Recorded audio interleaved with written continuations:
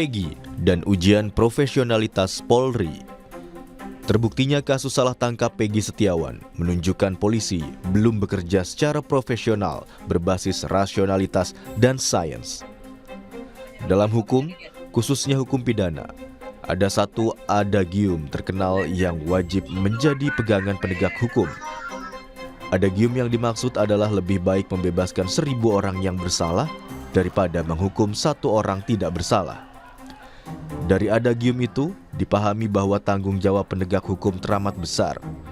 Mereka bukan sekedar penegak hukum, tetapi justru yang terpenting, jangan sampai mereka menghukum orang yang tak bersalah.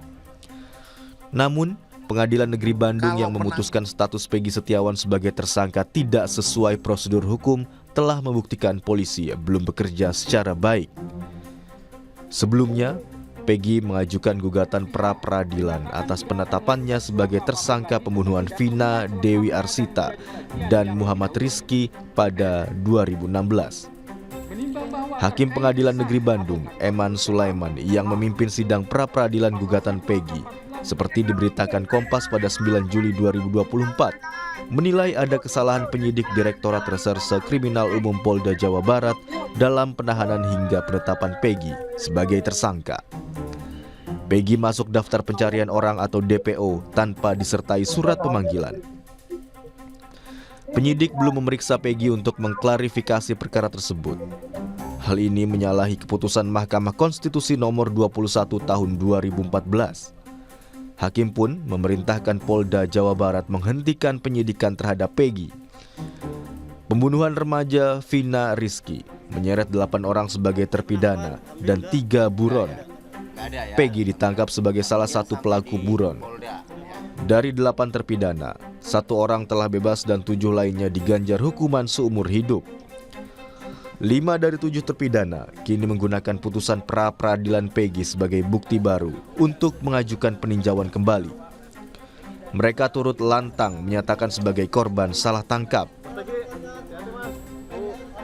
Ontran-ontran penanganan kasus Vina Rizky dan bebasnya Peggy memperkuat desakan publik agar polisi berbenah. Polisi diingatkan bahwa profesionalitasnya dibangun dan diuji berbasis pendekatan ilmiah atau sains. Pendekatan sains itu wajib agar polisi mampu memberikan manfaat besar dalam peningkatan efektivitas dan pelayanan publik yang lebih baik. Di sisi lain, disadari bahwa kebijakan dan praktik kepolisian dipengaruhi pula oleh hukum, nilai, politik, dan opini publik.